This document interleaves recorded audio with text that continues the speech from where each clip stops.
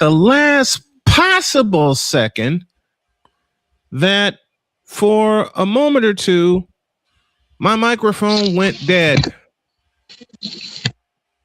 Not as much as Rory McIlroy did this weekend. USA, USA, USA, USA. And I am going to commit a cardinal sin and talk about baseball. And that is talk about baseball. I'm going to commit two cardinal sins. We're going to talk about baseball and hockey. Dear Montreal Canadiens, you blew it. Let's go. Can't do it. We'll do it live. Do it live. I'll write it and we'll do it live. Mister, will you please wake up? Wake up, wake up, wake up, wake up.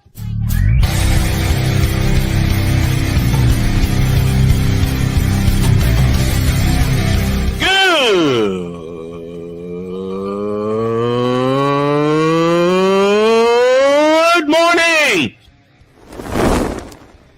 Snowman here to all you Brock Purdy and San Francisco 49er haters. Shut up! I gotta thank you, Shane. I mean, whatever happened to the games where breaking 100 points was, I don't know, unusual?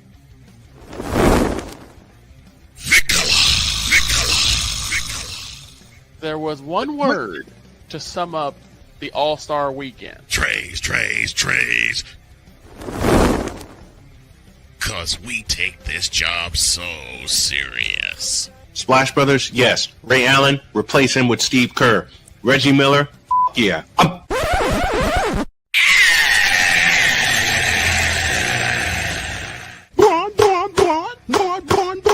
What in the all types of blue hell?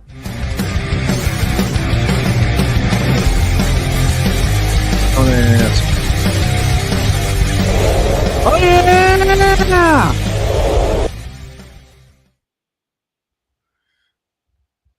I got to be a little quieter than normal because my daughter is sick and my wife has a migraine. So got to keep it to a low roar. Good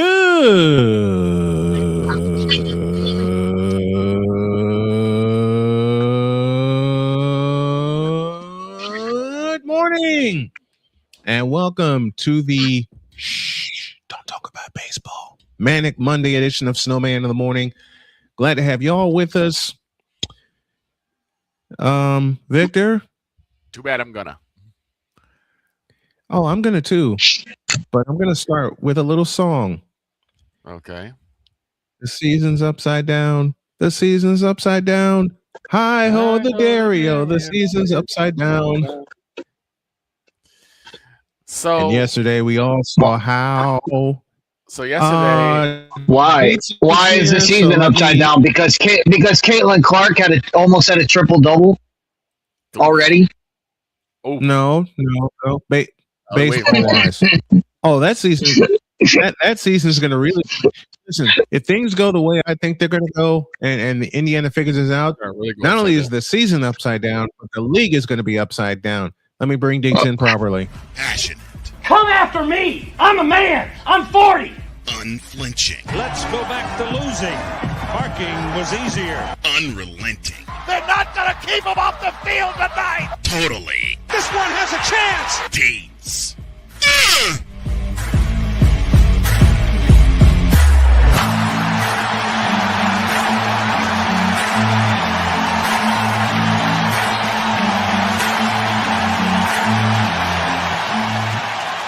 That's not just a murmur, that's a full-blown fibrillation.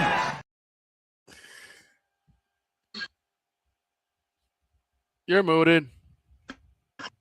USA, USA, USA, USA. You're muted, sir. And Victor, I know you're going to get mad at me for this statement. And Snowman is still muted, which is why I'm talking. But Victor, you're going to get mad at me. Yeah. Rory McIlroy over the weekend made Stephen A. Smith right. Timeout. What's up? You were muted. You were muted, so we were just talking. We were talking over you while you were muted. I didn't realize I was muted. I was going to introduce you by saying Dietz gave me this note before we came on the air. Mhm. Stephen A. Smith was proven right by Rory McIlroy. Explain, please. Yep.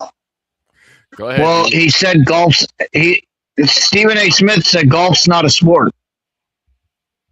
And Rory McIlroy getting upset at a fan chanting during his stroke, during his collapse at the PGA, and getting mad for someone chanting USA because we all know Rory McIlroy is not American and he plays against America.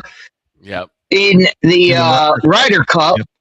Right. Mhm. So, yeah, but him getting angry at a fan for cheering is absolutely insane. And let's just put this in perspective. Imagine in golf, the ball's just sitting there. Yeah. It Okay, can't move. but you can't talk in my backswing. You can't make noise in my backswing. Imagine Frank Thomas swinging at a 95-mile-an-hour fastball. He misses it and he turns to the crowd and says, "Shh, you have to be quiet while I'm swinging." No, part of sport is dealing with the crowd, dealing with everybody around you. Well, also, remember, Mhm. we lived at a time where Sammy Sosa sat there and basically chastised the fans saying, we don't want to hear any more fans booing. That's actually what he said. I mean, this is why. But this is what allows people like Stephen A. Smith to say, "Oh, golf's not a sport." Dude, if it's a sport, people should be able to cheer. People should be able to like. I understand these people that I understand these golfers that say, "Oh, it's not proper etiquette." Like, look, to say golf's not a sport. Golf is an athletic activity. It takes skill to play golf. Okay, but I will tell you this right now. I've only played golf a handful of times, and I can count them on my hand how many times I've actually played golf, and it's dreadful every time. I hated every minute of it. Okay, I hate golf. But when I've played golf with my friends, and we're sitting there, and we're on the course, and we're drinking beers, and we're shooting our shots, I can guarantee you nobody's sitting there quiet as a mouse. When we're sitting there having conversations. I'm talking while I'm swinging because I didn't care about my score. It wasn't like, oh, I really care. I was like, this sucks. I want to get out of here as quick as possible. I'll say this: whenever the few times I've played golf, but if you can't be heckled, it's not a sport. If you can't be heckled at it, it's not a sport. The few times that I have played golf, there's a particular game that we call it, but I can't say it on air, so I have to wait. But, there's a particular game that we would play because of how frustrating it was. The thing is this: I understand that in golf there's a lot of concentration, but this just shows how backwards golf can be. The whole idea of sports is fan interaction, where they cheer, where they boo, where they go crazy. Yeah, like that's the interaction you have, and you have it in every single sport. But for some reason, golf kind of says, we don't want that. So it's the whole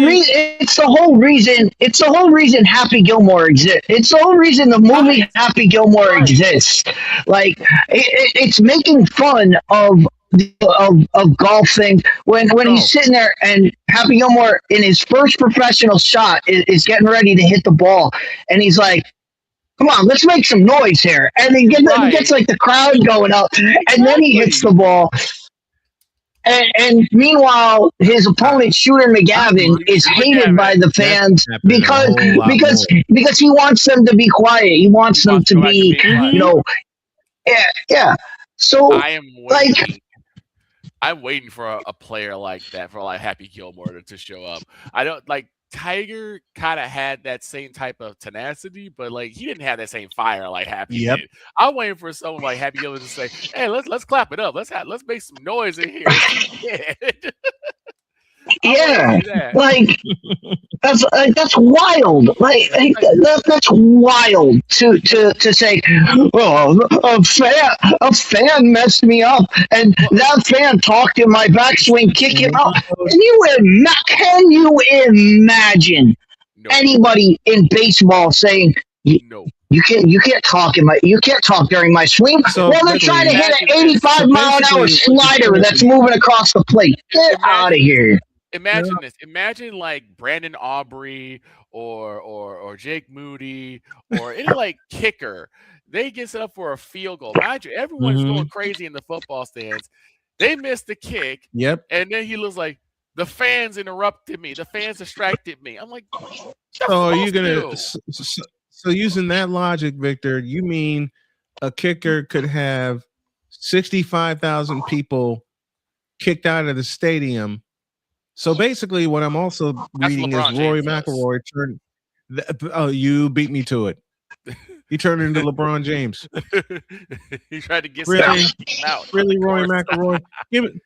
You know what? Give me this camera. Go ahead. Really, Rory McIlroy. Really? And it's disappointing for someone like McIlroy. It's come to been in there for a long time. To that very now. Disappointing. You know, Rory McIlroy, you were a respected golfer, even though I don't play the sport. Never have. I've tried playing the sport. It sucked. But you're not respected anymore. Not by me. Not for that piece of BS. And you're not respected. I mean this kiddingly. You made Stephen A. Smith look correct. Right. Really? You're gonna do that to open our Monday? Jeez, I'll never forgive you for that one. It's Dietz's moment. It's Dietz's moment from the Cowboy Packer game. And he looks at Jesus Christ. It's that. That's what makes sports. That's what makes sports. Exactly. I mean, even tennis, which is also kind of one of those off-field sports where it's not as loud because they kind of like wait till like until they get to Arthur Ashe Stadium. You're not allowed to yell out. You're not allowed to yell out during the serve or whatever. Give me a break. Right. It's like, okay, look, like I said, I understand that there's a lot of concentration because you are trying to hit a ball the size of like an acorn with this club. I understand that there's a lot of concentration involved, but again, you deal with that in any sport. You're going to deal with it, especially if they don't like you and you're going against them, like a McElroy. Going against the to say that because it takes so much concentration to do whatever. It takes a lot of concentration to shoot an orange ball from the free throw line into a 10-foot high cylinder. Okay, it takes a lot of concentration to do that too. But people cheer and they yell and they wave shit behind the basket so that you can't concentrate, and you know what? People still do it, and the good ones get past it. They overcome their surroundings. That's what makes them athletes. But that's what makes if you made everybody sit down and be quiet, and you're not allowed to cheer during a free throw, then everybody would say this isn't a sport. No one cares. Then all the fan interaction would dip if you weren't allowed to. My point for me, Dietz, is that everyone deals with this. McElroy ain't special. Like I said, it goes back to what I said about Sammy Sosa. He's like, we don't want to hear fans booing. The fans will boo if they see something they don't like. Either they don't like the team or they don't like the product in the field. How many people boo with Milton? Go ahead. Listen, fans will boo if they see something they don't like. As we head to a break, just ask the Detroit Pistons. Just ask how many people booed when Milton Bradley took the ball, threw it in the stands when there were only 2 outs. He chucked the ball into the stand. Would he be in the right to say, "You guys shouldn't boo me for that"? You know what? If you don't want people to boo you, just go Jack McDowell and flip him the double bird. Okay. What are we doing here? I don't know. Yeah, exactly. When you said USA, I was like, oh, maybe something happened in the World Cup. Nope, never mind. No. Mm-mm. All right. Let's take a break. Yep, let's take a break. When y'all get back, before we get to the meltdown of the Detroit Pistons, the Super Bowl is headed to Nashville. What? Why? I'll say it again. The Super Bowl is headed to Nashville. What? Gross. Back in the news. This is Snowman in the Morning.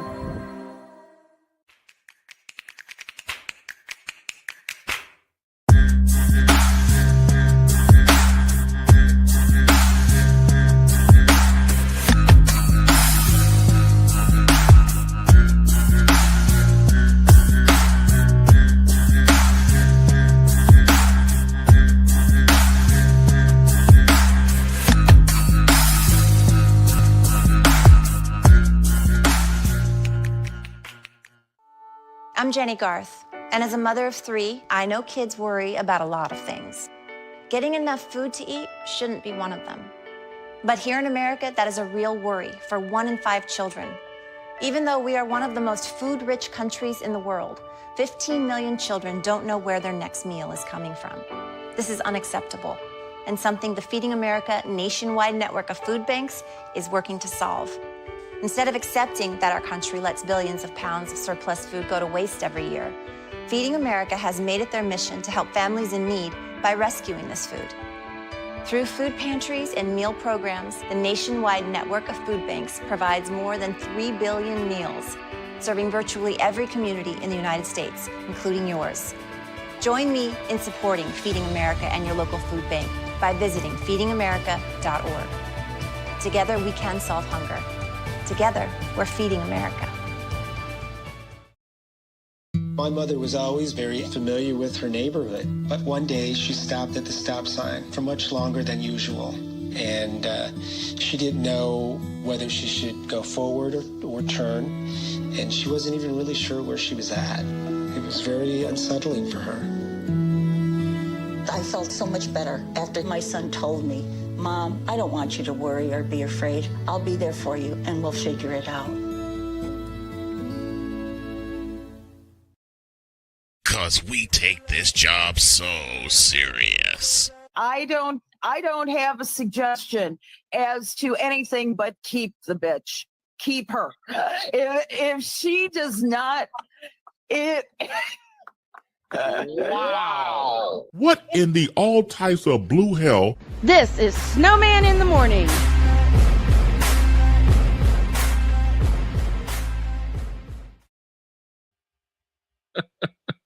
Let's begin with the following statement. Roy McIlroy, you a bleep. You know which word I want to use. I'll use it. Go ahead. I'll ask the station to forgive me in advance. Rory McIlroy, you a bitch. Exactly. There. All right. Now, how about the season? The season upside down. The Houston Sun are 4 games closer to being 0-42. Oh God. Yep. We'll get to our WNBA chat. We'll get to our WNBA chat later. The Super Bowl is headed in 2030 to Nashville. He took him to Nashville. What? Makes sense. What? They're getting a new stadium. I know that, but if you get that's the rule. That's the rule now. If you get a new stadium, if you build a new stadium, you get a Super Bowl.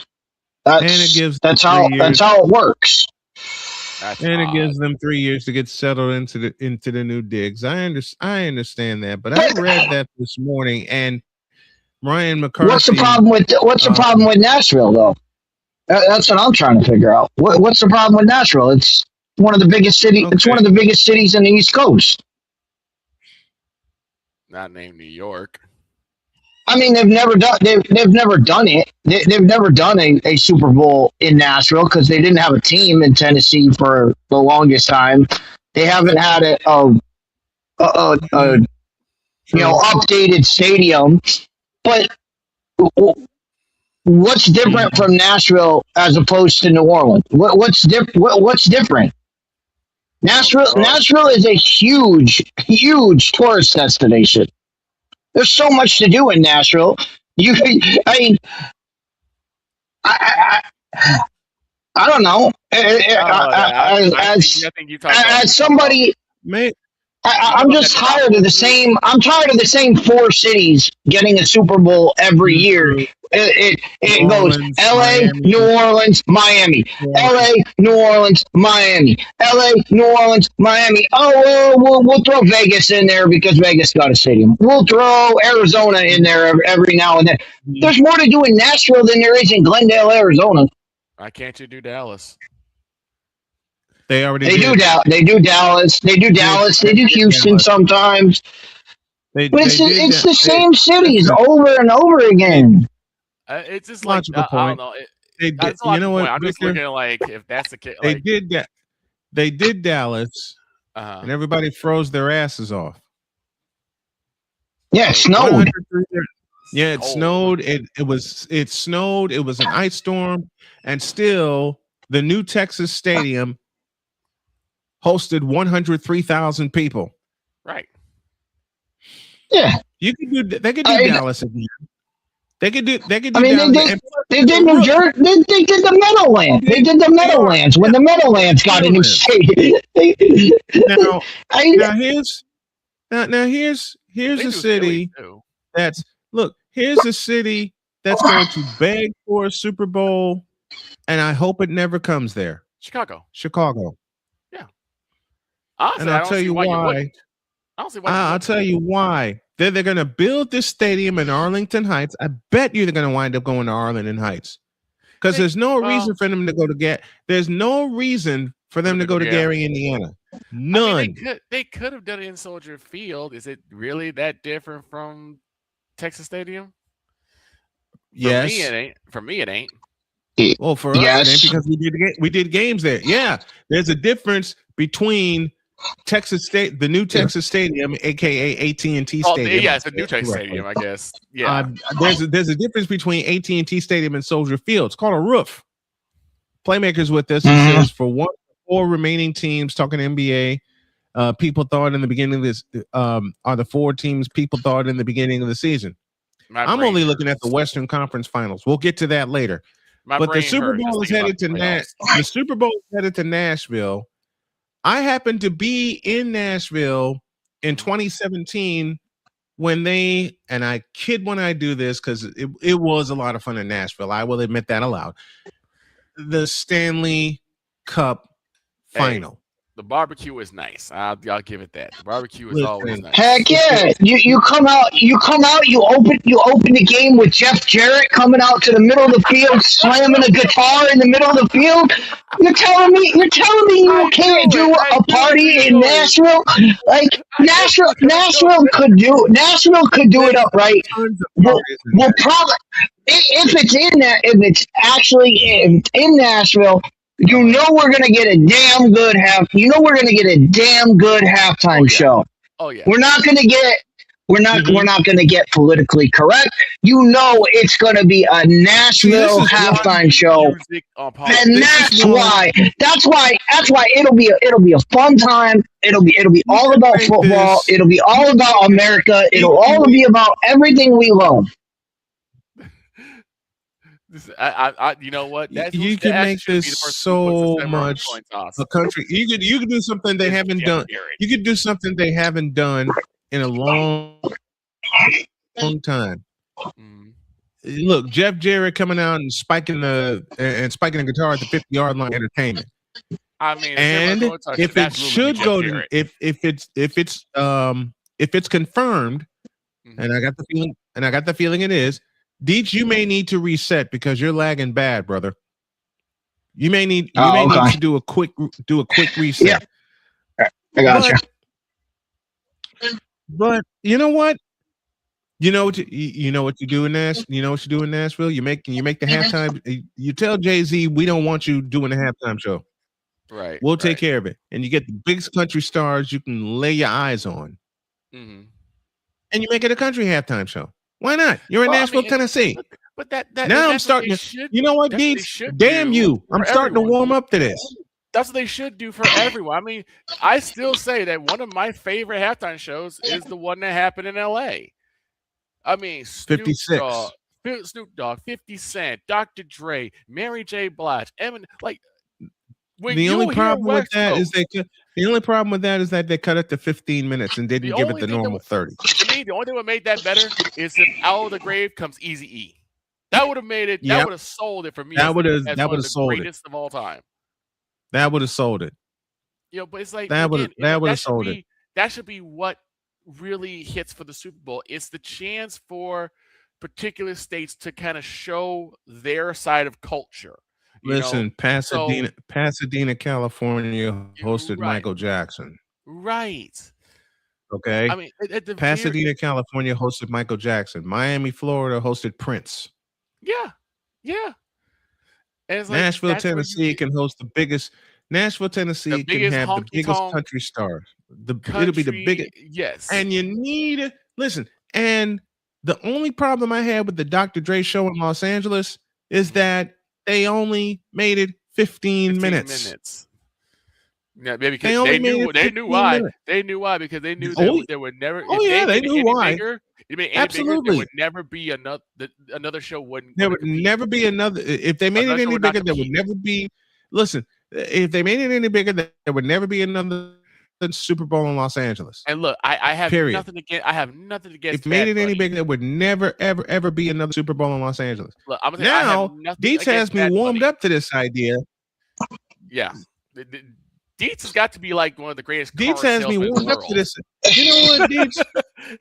you know what, Deets? Car salesman in the world. I mean this playfully. I mean it because when the news came down this morning that the Super Bowl was headed to Nashville, what the hell are they doing going to Nashville? Now Deets decides to throw a little logic at me. He said, look, you can make it the biggest halftime show. You can have Jeff Jarrett coming out, spiking the guitar at the 50-yard line. And then Deets said, you wouldn't tell me people wouldn't be entertained like that? Of course they would. Hell, I would.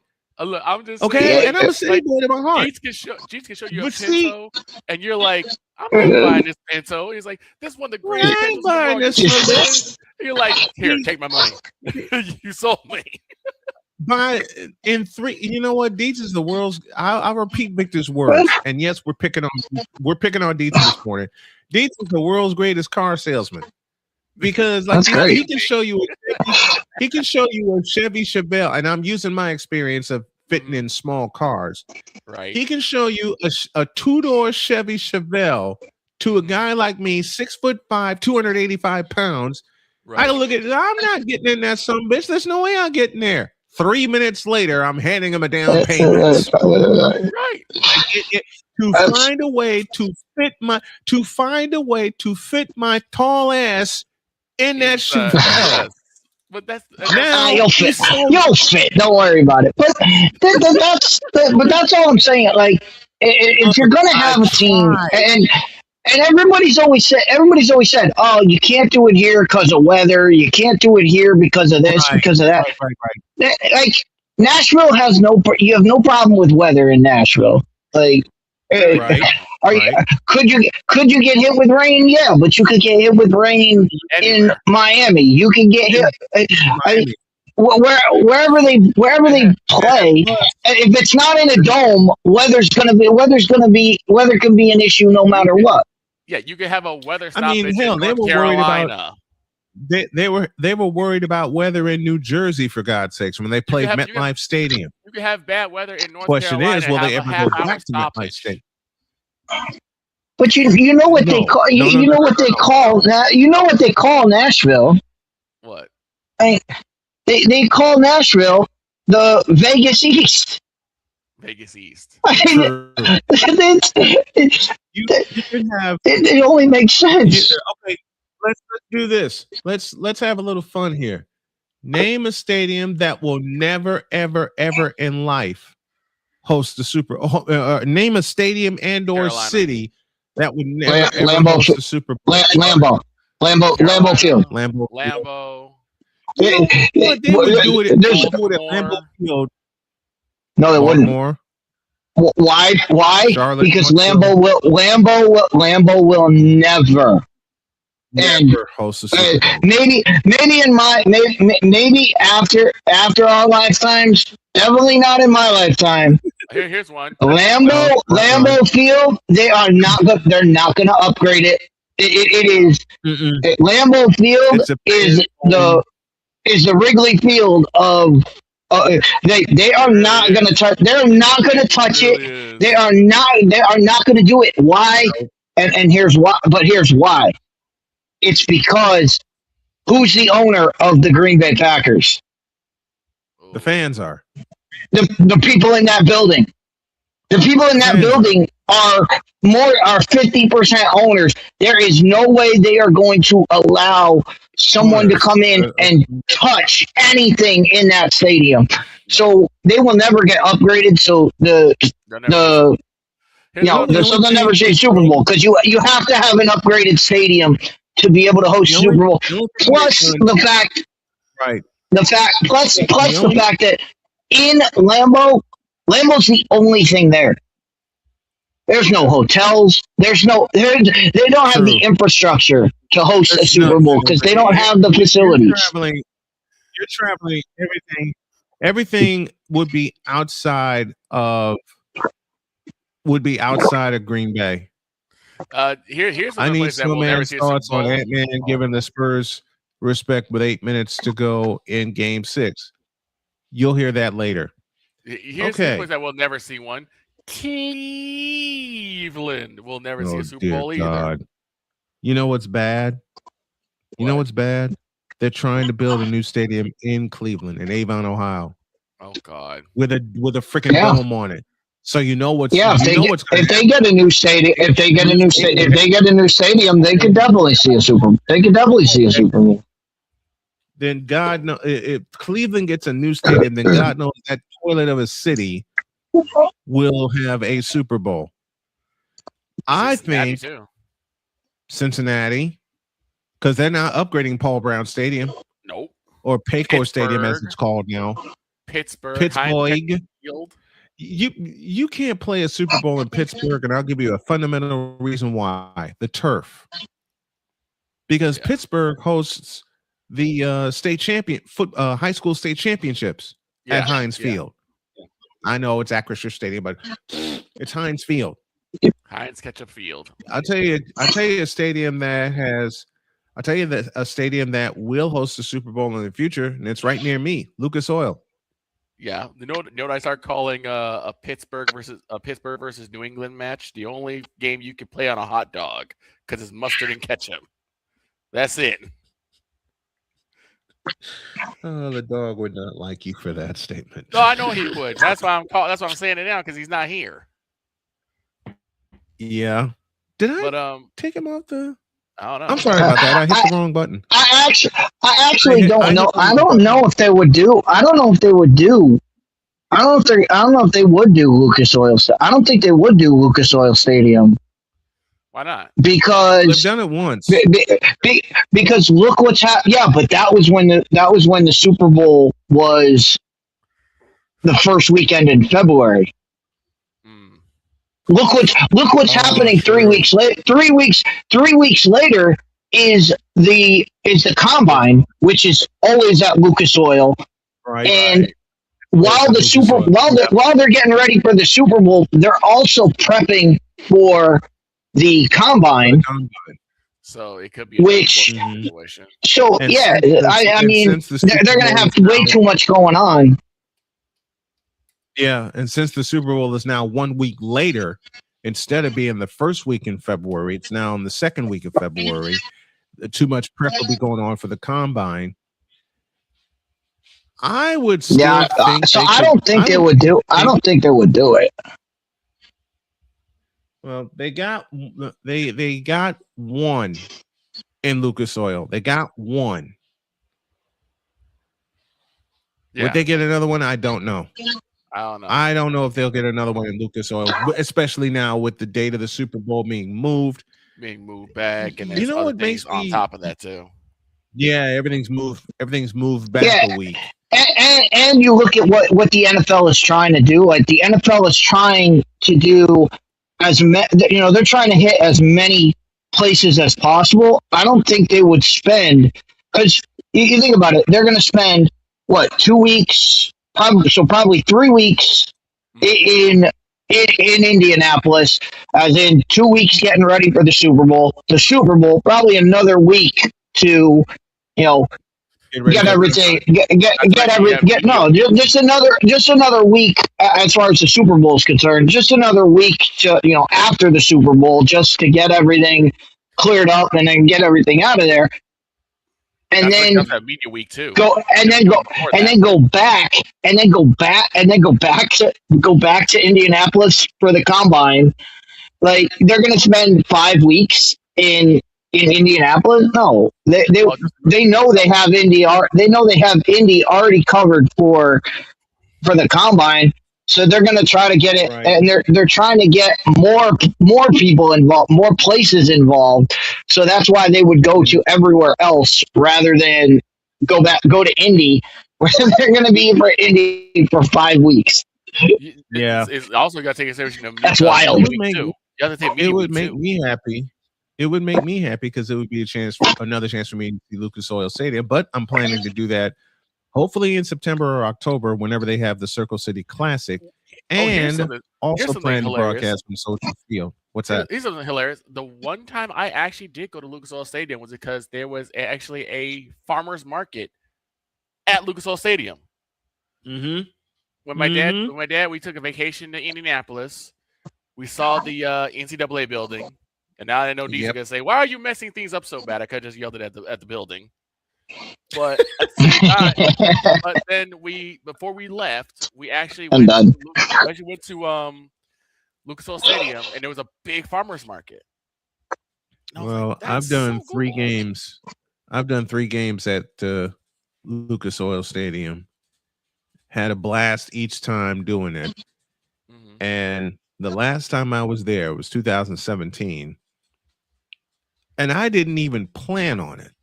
Okay. I did not plan on doing the Circle City Classic.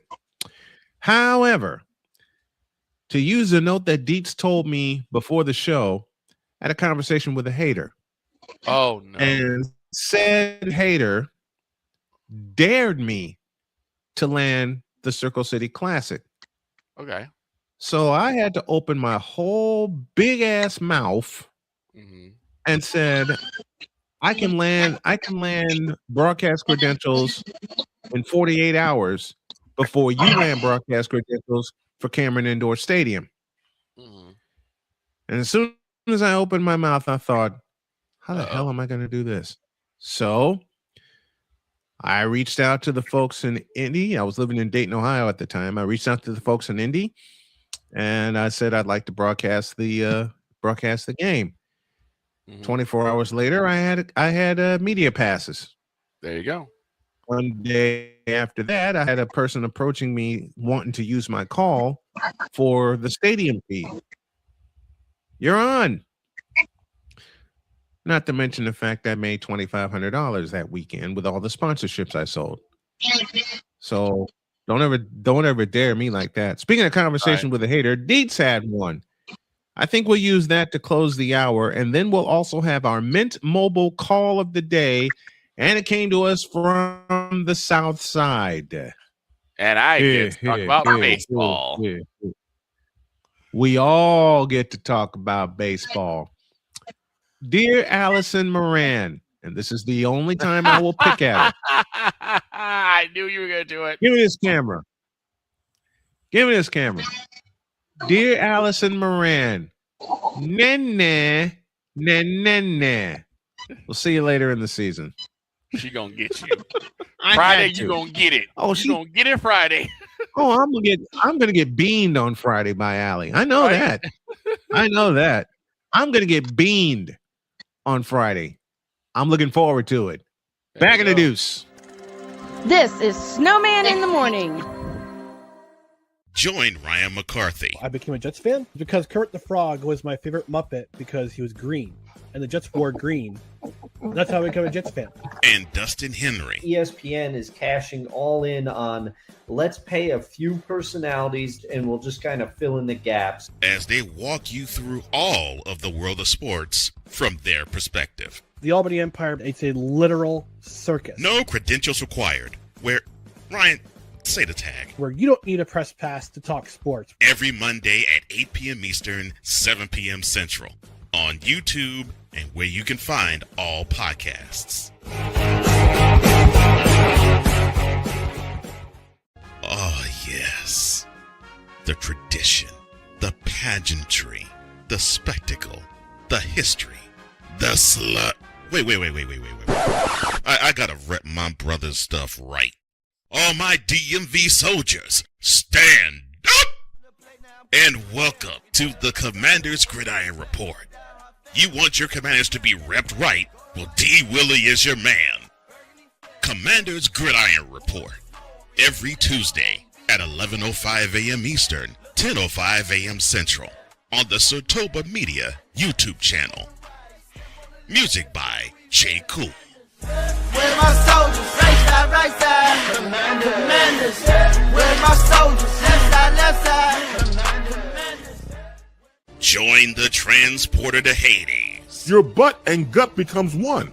Join the reformer of hooker whores. This is my daughter, Placenta Booty Johnson. Join the bronze car. Whenever you are in distress, take off your baseball cap and throw it in the air. Join your very own superhero of broadcasting, Chris Bass. So whatever color crayon they get, they palm it and do two circles, and that translates to I can beat up black people. As she takes you through the week's paces in Baseline. Live every Saturday at 8 a.m. Eastern, 7 a.m. Central, No, Pacific Time Zone people, just stay asleep when this is on live and just catch the recording. Oh, I'm sorry. Exclusively on the Chris Bass YouTube channel.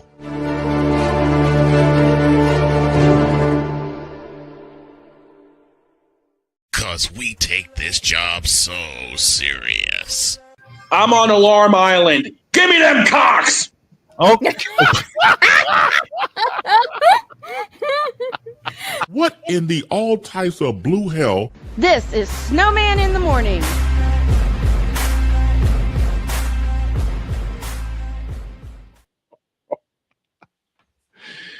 Sometimes I wonder what the hell's on my mind when I put those together. 46 after the hour. Welcome to all of our stations tuning in. And Deeds had a conversation with a hater. Let's hear it.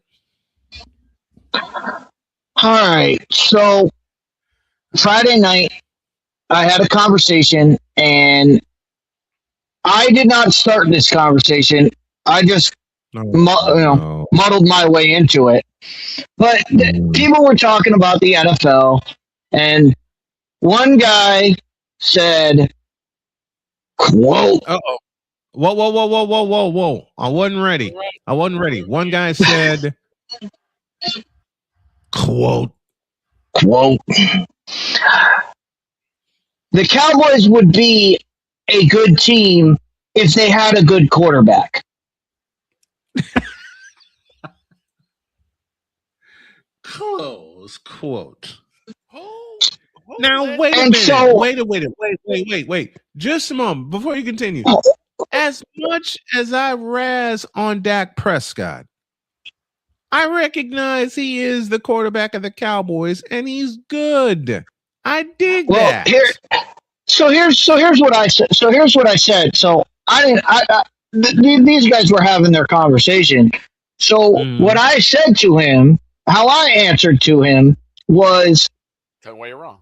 So I said, so what's a good quarterback? I said, how many good quarterbacks are there in the NFL?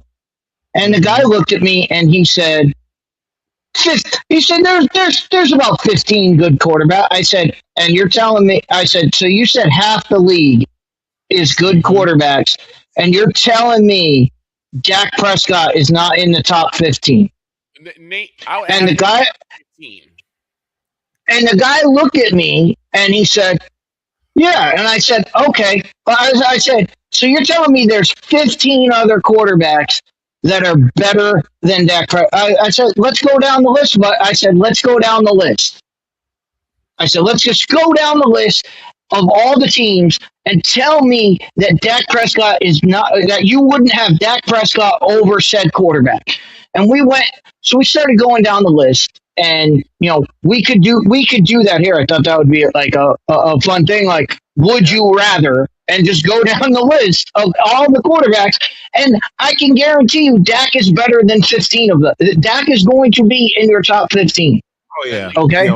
Oh yeah. So I get through going through all of this with him. I'm like, dude, there's only 32 starting quarterbacks in the NFL.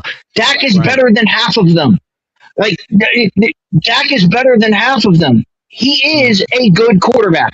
So then this is where it goes from a conversation to a hater, because the hater does what everyone does in every kind of conversation when they know they're beaten.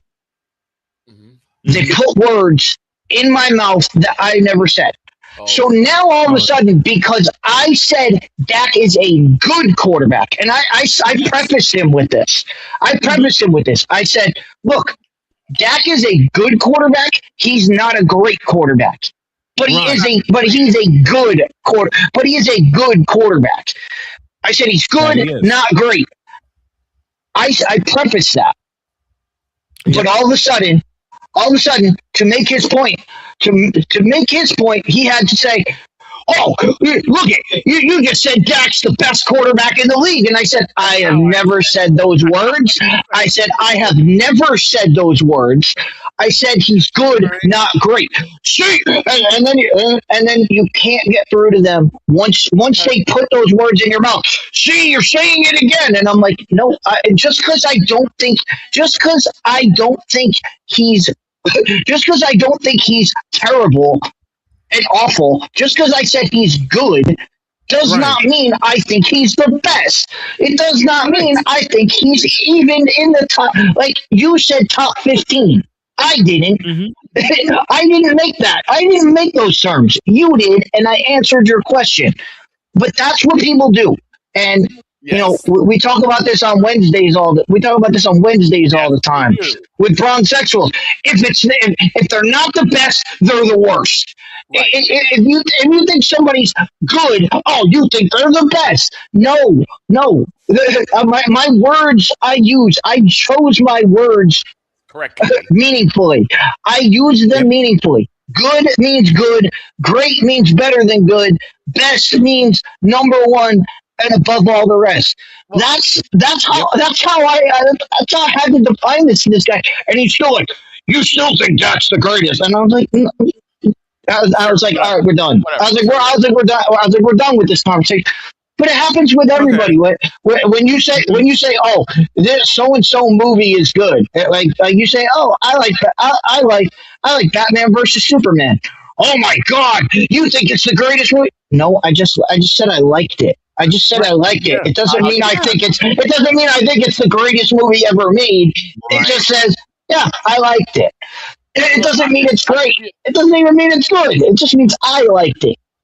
Like people, anytime they're beaten, they try to put words into your mouth, and it's like, okay, I didn't say that. Playmakers trying to troll. Playmakers trying to troll you, Deeds. Playmakers trying to troll you. Playmakers getting in on the fun, trolling you. He said, "Yes, I'm trolling." And Playmaker even said he even admits he said, "Yes, I'm trolling." Here's what I say. It's like let's take another movie. Let's take a movie that I think most people do not like. I'm not the biggest fan of it, but I didn't hate it. Ghostbusters 2016, the all-female version. Mm-hmm. You either think it's one of the greatest movies ever made, or it's a piece of garbage. Now, I didn't care for it, but it was okay, right? You can have that. You can have that thing. Like I didn't watch. I didn't see it, so I can't pass I can't pass judgments. I didn't see it. Right, but what I'm saying is that it's the quintessential fan viewpoint. I can. You picked the wrong movie for that conversation. As the greatest, but you're right. You're right. People either think it's the greatest thing, or they've watched it and realized it's It's one of the worst movies of all time. It's a god awful movie. I'm thinking from my perspective, it was like below average. What I watched, but it wasn't like a steaming pile of a turd. You know? Well, you're talking to someone. You're talking to someone, Victor. You're talking to someone who, off the top of my head, can quote Ghostbusters 1 and 2. Ghostbusters 1984 and Ghostbusters 2. I don't need a script. I can quote the entire. I can quote 100. I will quote 98%. I can quote 100%. I refuse to quote the birthday party scene because it's the worst scene in the history of the movie. But I can quote 100% of both movies and saw Ghostbusters 2016, and yes, it is hot garbage. It is hot garbage. But you're right. People either think it's the greatest thing or the worst thing. There's middle ground. There's middle ground between best and worst. There's a middle ground. That even Playmaker says was the Playmaker best added again. MK movie of an MK movie. Wait, the new Mortal Kombat 2, or are we talking about Annihilate? I think it's the new one. The new Mortal Kombat 2. I think. I'm not sure. Because Annihilation wasn't Mortal Kombat. Well, it was Mortal Kombat, the sequel, but it wasn't Mortal Kombat 2. Yeah. But it was like, okay, let's keep it sports related. You just said about what we do on Wednesdays. Those individuals like either, that's why, and this is why I say about those individuals, they are the only set of people that have ever tried to denigrate those that came before to prop up their guy. I don't know, and maybe there have been. I don't know. I don't ever see people say, "Oh, Jordan's the best. Dr. J was trash. Moses Malone was trash." No. Yeah. I'm loyal. I'm loyal to the. Listen, Dr. J was my first favorite player. I am very loyal to Julius Erving, just like I'm loyal to Michael Jordan. Okay. Yeah, he's the new one. Okay. Yeah. By the way, Playmaker, I have something for you. Use a troll. Use a troll.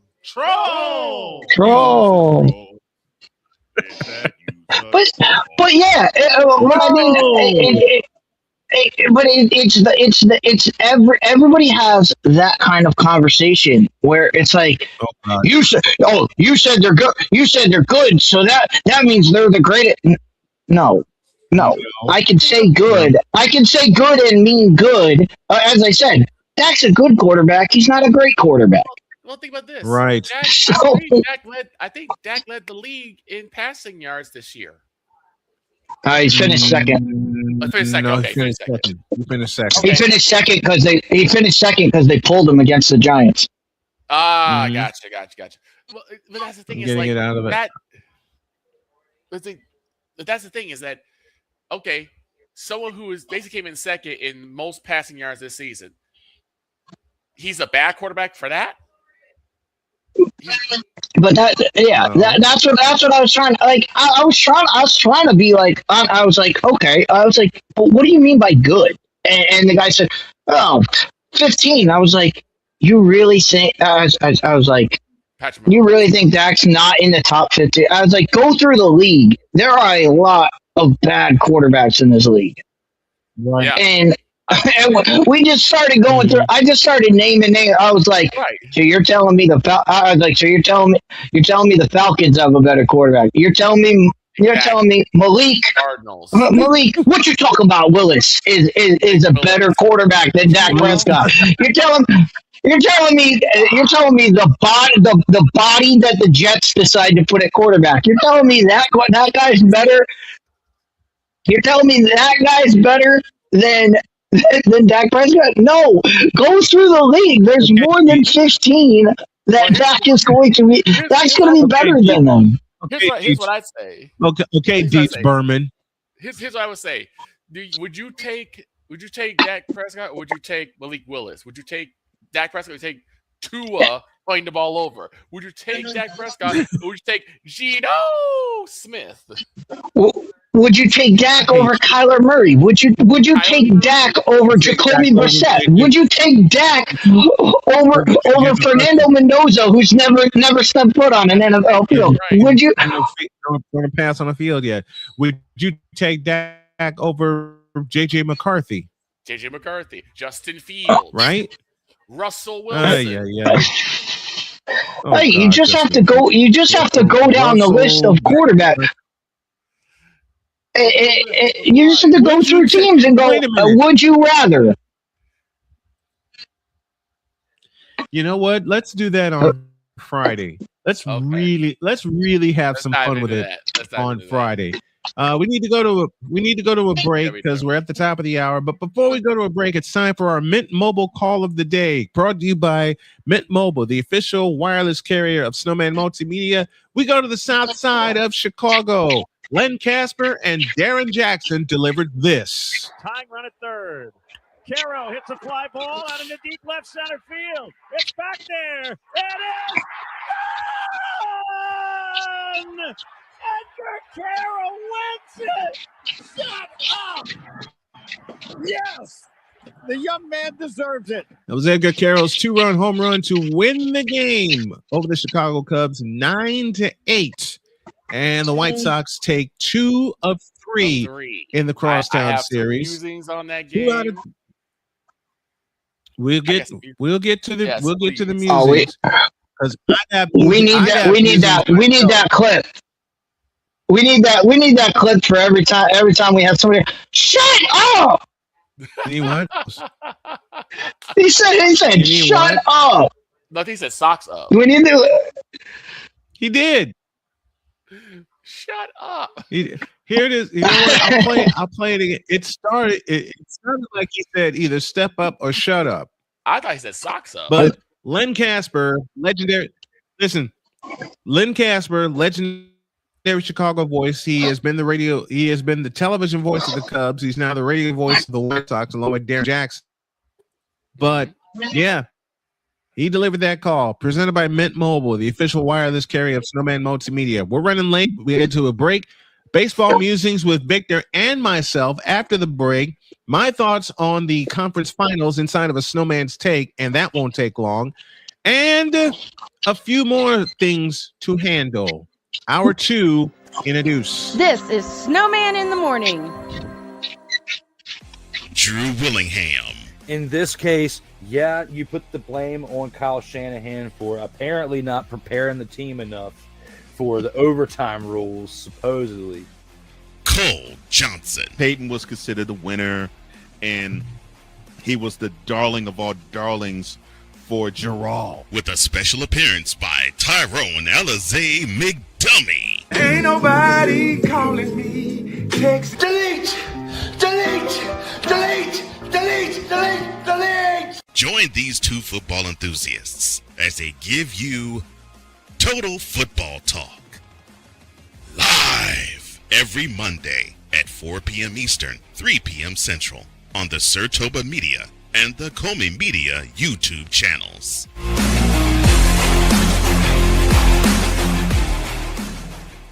Hey, Eagles fan.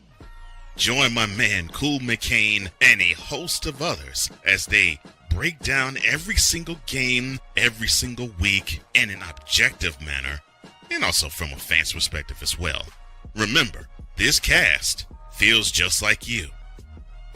Nobody likes you, And you don't care. Fly, Eagles, fly. Eagles Elite Podcast. Every Wednesday at 8:30 p.m. Eastern on YouTube and other podcast outlets.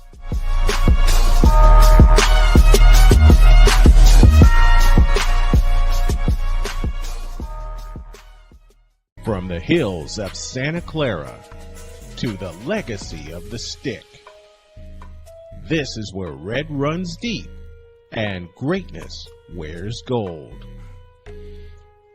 40 plus years of fan, 30 years in the booth, and now it's personal. The 49ers like you've never heard them before. This is That 49ers Show on Snowman Sportsnet. Hosted by Brian Snow, each week you will get a recap of the game that just happened and the game that will happen. All the stats, facts, and figures, all the fun notes, fan chats, and everything else you could put into 30 minutes. This is That 49ers Show on Snowman Sportsnet. Wednesdays at 7 p.m. Eastern, 6 p.m. Central.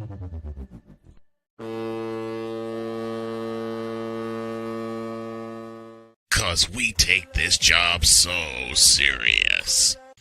What are we doing? What in the all types of blue hell? This is Snowman in the Morning. What are we doing, Rory McIlroy? What are we doing, Detroit Pistons? What the hell are we doing, Chicago Cubs? What the hell are we doing, UFL? Yes, that's a direct shot. Victor, give us the ID, please. 4 after the hour, and we owe you an ID. This is Snowman in the Morning.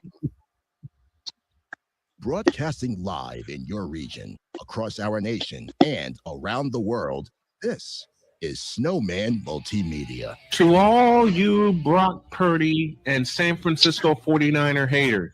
Well, that game sucked. I am cute. Oh, is that? You tripping.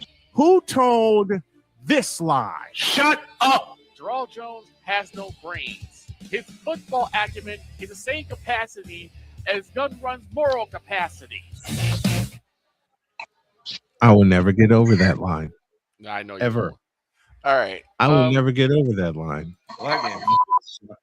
Now, you know what Cub fans are saying right now? Well, that game sucked. And Sox fans are saying, "You fool!" You know what's funny?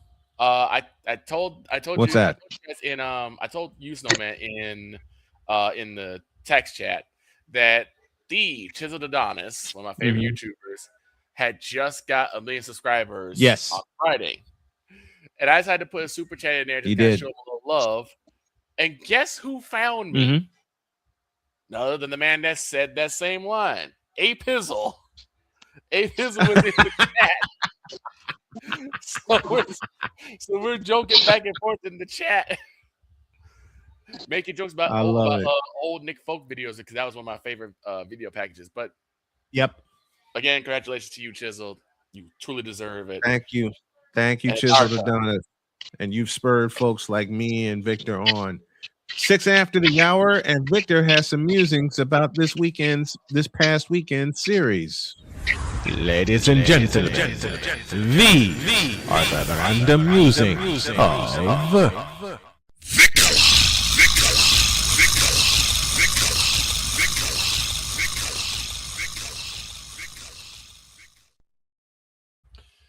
Before we get to that, let's have another listen to the call of the day from Len Casper and Darren Jackson. Tying run at third. Caro hits a fly ball out into deep left center field. It's back there. It is gone! Edgar Caro wins it! Shut up! Yes! The young man deserves it. Darren Jackson did say shut up. Victor, go.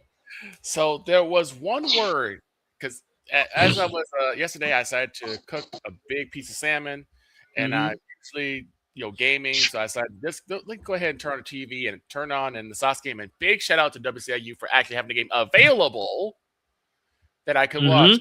there was one word that came to my mind watching that game. This is what I have been waiting for from the White Sox. Yes. That game was amazing. Not just because it got extra innings, not just because it had 2 ties, but just the way the White Sox played. They didn't play perfect, but they didn't need to. They also didn't need to depend on the long ball. I saw loopers going in the gap. In fact, one of my favorite plays, I think, was Vargas that actually got a 2-run double that tied the game Vargas. Up. Yep, that tied the game up at 4 apiece because it was 4-1 Cubs. Yep. Going into the bottom of the 4th inning. Then you get a run coming in, 4-2. And again, their runs batted in. Their runs batted in and not off of home runs. Thank you. This is what I've been waiting for. And I'll add to that. Tristan Peters, who had not hit a home run all season, right, cranked one in the 8th inning. In fact, Vargas almost cranked one. It just hit the top of the fence, and then fell right in front of the nose of the right fielder. Mm-hmm. When I tell you, it was honestly, Snowman, it was like being back in Linwood. Yes. Seeing that type of play was like being back in Linwood, calling the game. I actually fell into a routine. You and me both, man, because I was checking out that game while I was prepping for the Indiana Fever. Mm-hmm. And all I can think of was the same word. This. When I told you how I was angry and I had, and mind you, I was so disappointed when I saw that massacre at the beginning of the season against the Milwaukee Bruins. But then again, Milwaukee Bruins, they're the Bruins. They're the Brewers. They're the Brewers. Sorry, dog. But it was such a good game. I was like, man, and I came back after I was talking to somebody on the phone. I came back and said, let's see. Maybe the Cubs finally pulled this one out. They're tied at 7 apiece. And we're in 10 innings now. Yep. 3-run homer in the 9th tied it off of Sir Anthony Dominguez. Cubs get the lead 8-7. And then this is where I come in.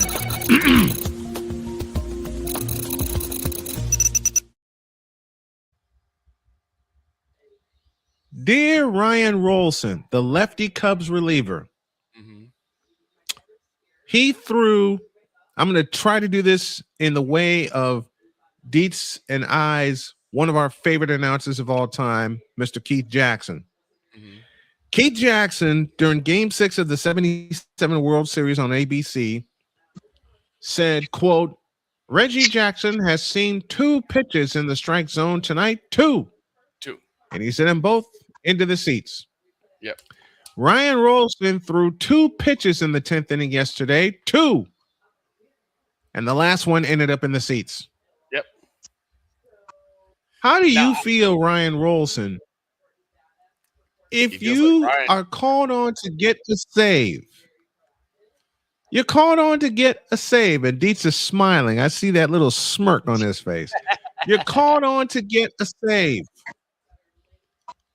All you have to do is get 3 outs. 3. That's all you got to do is get 3 outs.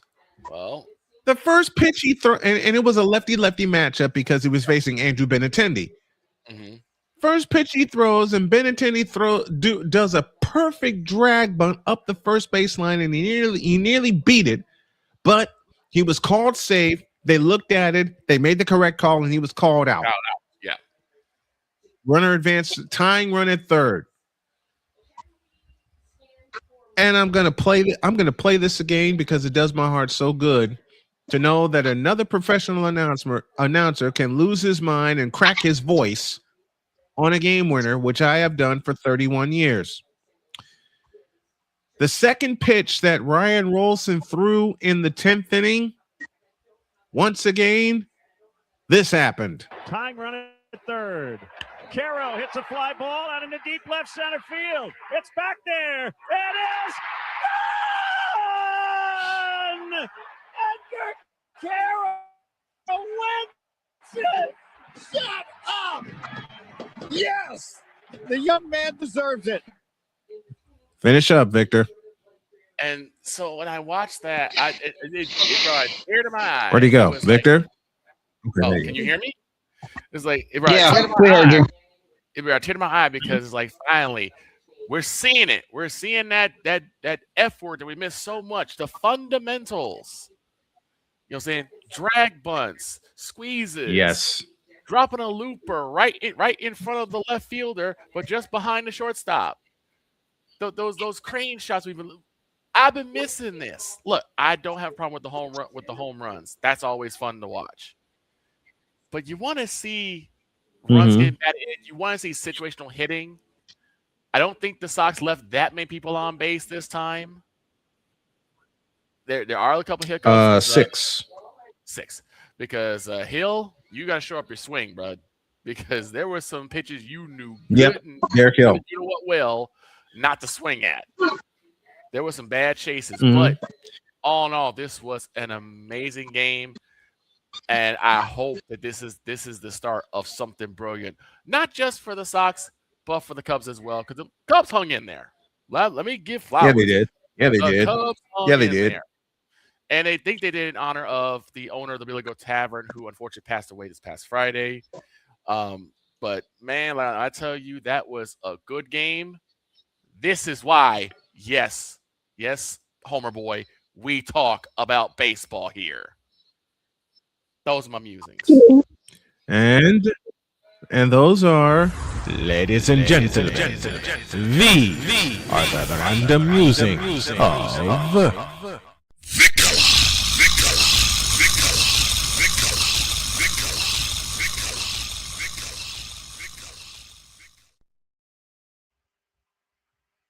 Let me go a little further. The White Sox are now 2 games above 500. They're 7-3 in their last 10 games. And they are, you ready for this? 1 game out of first place. 1. You said it before. This is a young ball club. It just took a while. It took a while, and now the White Sox are the 24-22 in terms of record. They're one of 4 teams that are above 500 in the American League. Cleveland, the White Sox, Tampa Bay, and the Yankees. And the Yankees are about to fall off a cliff.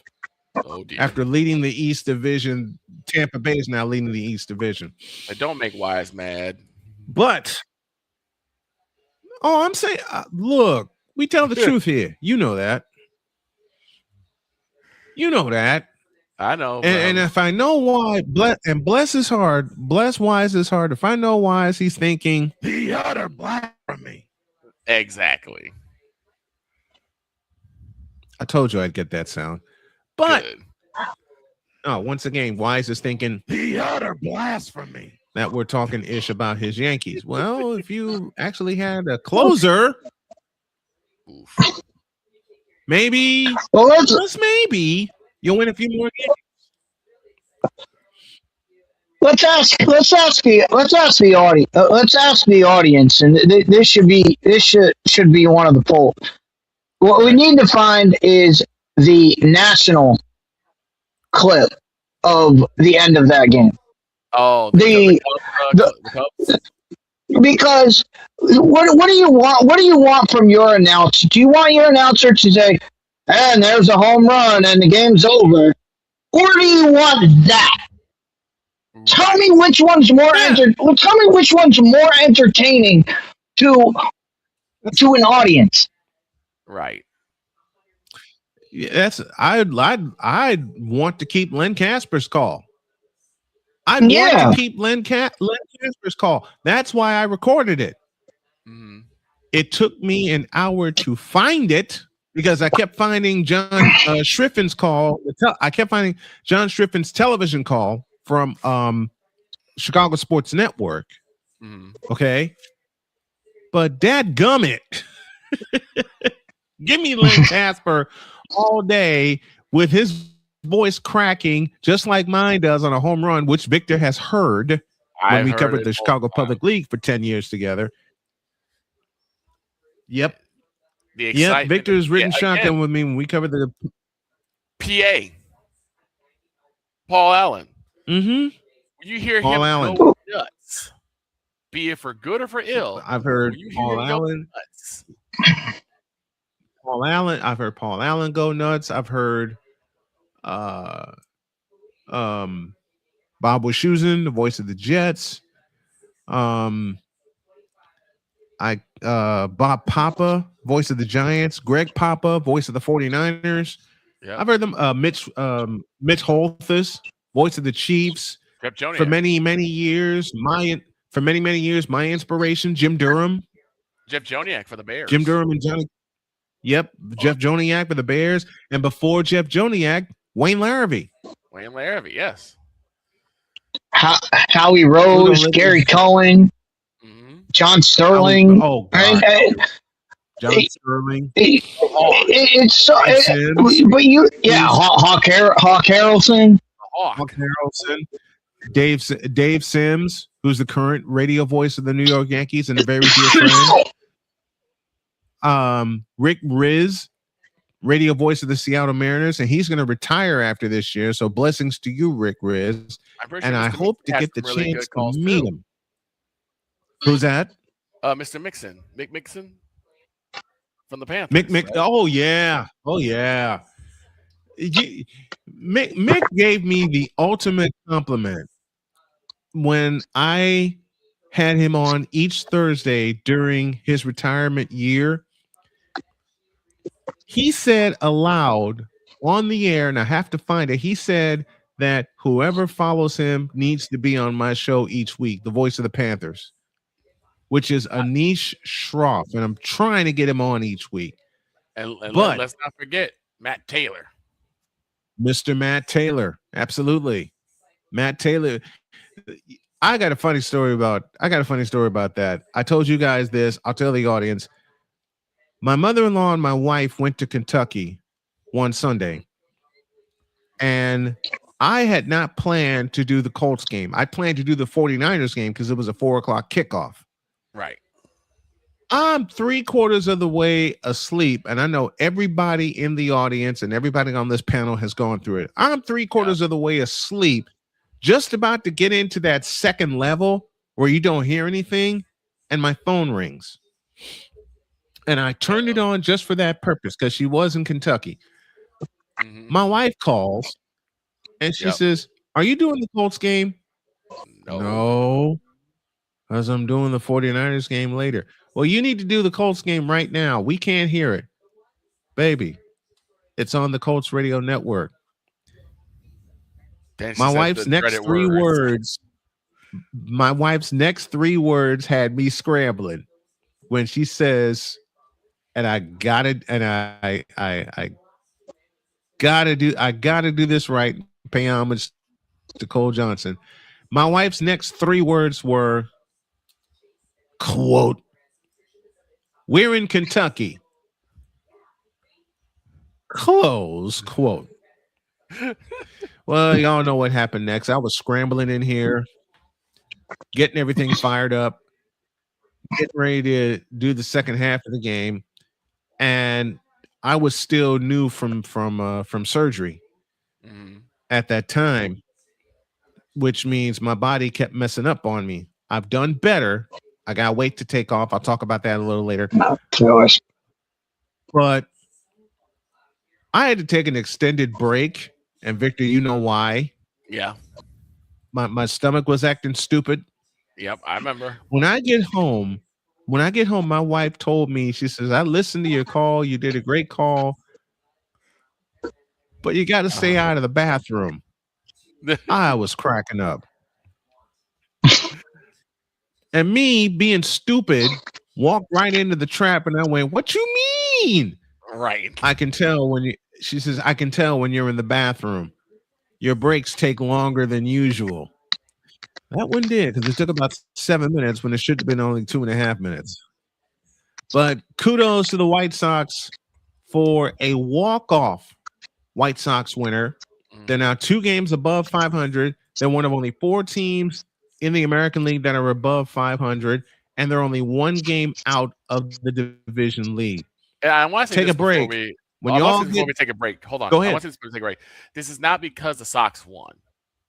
It's because this was an all-around good game. Even if they did this well and lost, I was very pleased with what I saw. I was very game. I'm very pleased. Great series. Yes. Great. Steve Stone said it. Great series all around. Great series all around.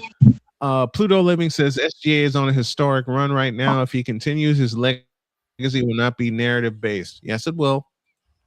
And yes, I'm trolling. Take a break. Come back. Speaking of narrative based, there's a young lady by the name of Caitlin Clark who's had narratives about her. And yesterday and Friday, she decided to have a little fun and prove them wrong. WNBA chatter is next. Introduce. This is Snowman in the Morning. Join Ryan McCarthy. I became a Jets fan because Kurt the Frog was my favorite Muppet because he was green, and the Jets wore green. That's how I became a Jets fan.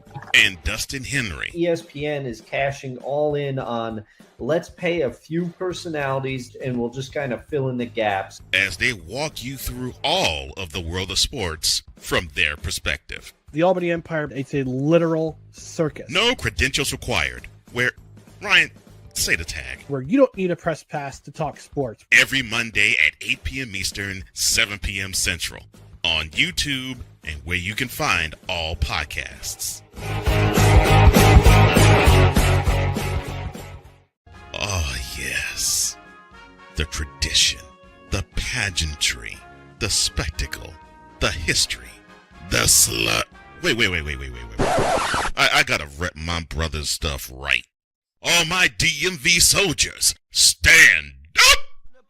And welcome to the Commander's Gridiron Report. You want your commanders to be repped right? Well, D. Willie is your man. Commander's Gridiron Report. Every Tuesday at 11:05 a.m. Eastern, 10:05 a.m. Central. On the Sotoba Media YouTube channel. Music by J. Cool. Where my soldiers? Right side. Commanders. Where my soldiers? Left side. Join the transporter to Hades. Your butt and gut becomes one.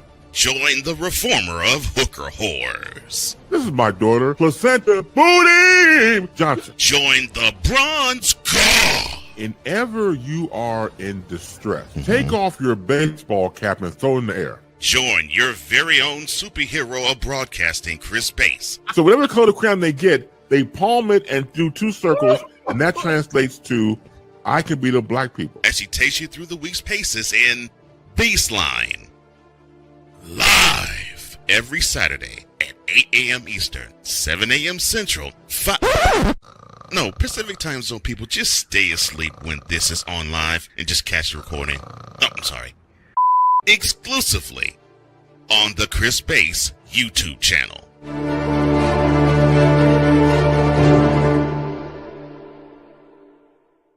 Cause we take this job so serious. I'm on Alarm Island. Give me them cocks! Okay. What in the all types of blue hell? This is Snowman in the Morning.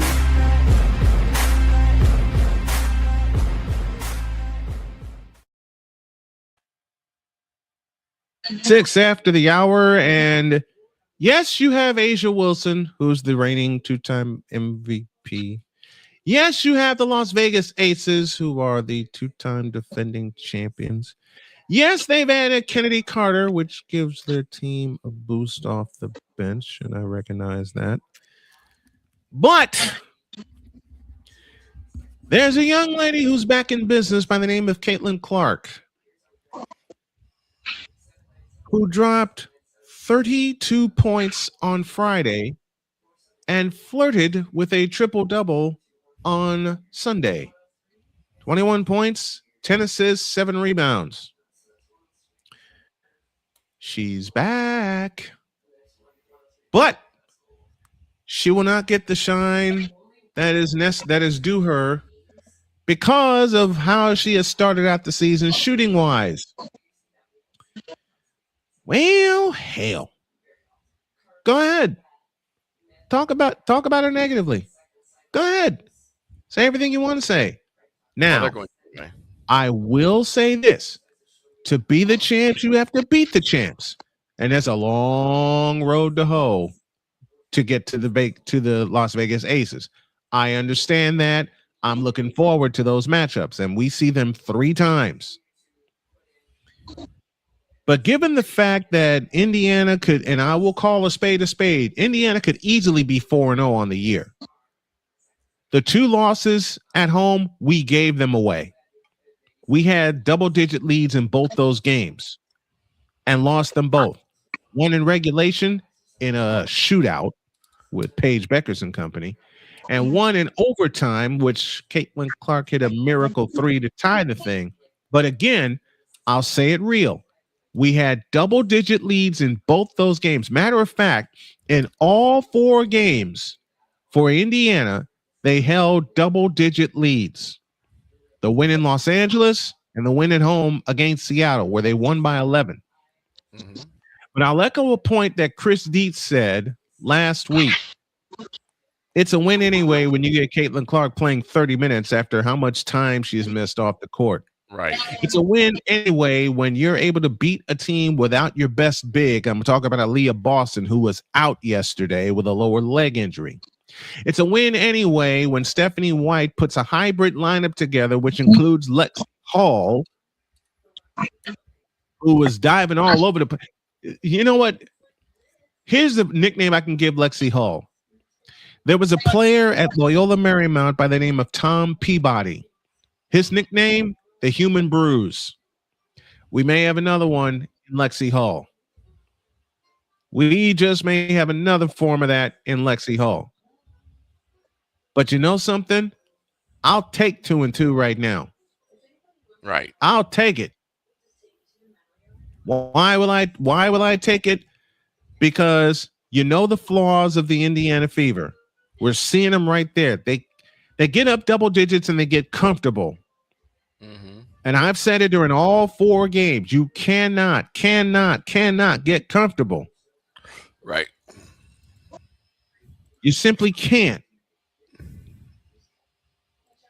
But a pair of 100-point games, I'll take that. The highest scoring opening day game in WNBA history, 211 points. I'll take that. Right. And you know what makes it even more fun? They're just scratching the surface. Tip of the iceberg. They are just scratching the surface. I will echo a point that Playmaker said for the Indiana fans to do, because I saw a couple of articles already. Let Stephanie White coach the team, please. Let her do the doggone thing. Will you? Will you fans be fans and cheer the team on? You know, I know it's not going to happen. Because you know that one song that we play for WQVZ? I know fans over the course of 31 years. Speaking of WQVZ, and since we're at the bottom of the hour, I may as well give them a shout while I'm at it. Here we go. Local station ID time. This is Snowman in the Morning. You're listening to WQVZ, 1700 AM Mission Radio. For me and the Lord, we got to understand it. We're on a mission from God. That. Yeah. That's what everybody. That's what every fan. Stop being an armchair quarterback and let Stephanie White coach the team. Will you please? Will you? I'll repeat Playmaker's point. I don't have the video available to me, and we got someone waiting on us. But I'll repeat Playmaker's point. Shut up and let Stephanie White coach the team. Will you please? Please. Please. That's Snowman's take. What's yours?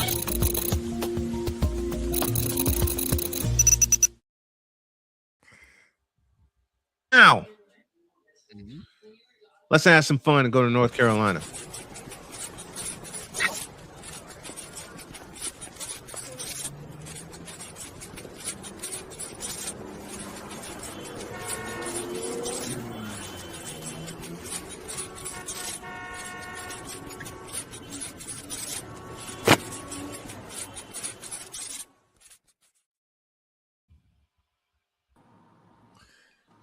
How's that for an intro? Jay Spivey is with us from North Carolina. Good morning, Jay. Gentlemen, how you doing? Doing all right. How about yourself? All righty. We're doing good, man. It was so good to see really good baseball on the south side of Chicago this weekend. I'll say that. Yes. Yes, it was. Hey, the baseball's the sport. It is. Wow. Amazing. Unbelievable, isn't it? Hey, I said for my music, I said, and yes, Homer boy, we do talk baseball here. So yeah, ironically, as I sit here now, I'm watching MLB Network as we speak. There you go. There you go. There you go. As I do every morning. I don't know. What? Just to give a plug out, and I'm certainly not getting paid to do this, obviously, but if you guys have not seen, I know you do a show at this time every morning, but I don't know if you see the replay. There's a show on MLB Network called MLB Central, which is really, really, really good. Mm-hmm. It's like the baseball version of NBA Tonight. Yes. Yes, it is. It's excellent. It's just, and I just happened to fall upon it 5 or 6 years ago when I was watching it. It's terrific. Right. Oh boy. Hang tight, folks. There we go. Now all the shows on MLB Network are good. Yeah, they are. That's why I have it. We talk baseball here. Yet in 2020, I was told not to. You both were told. When I first hooked up with Jay.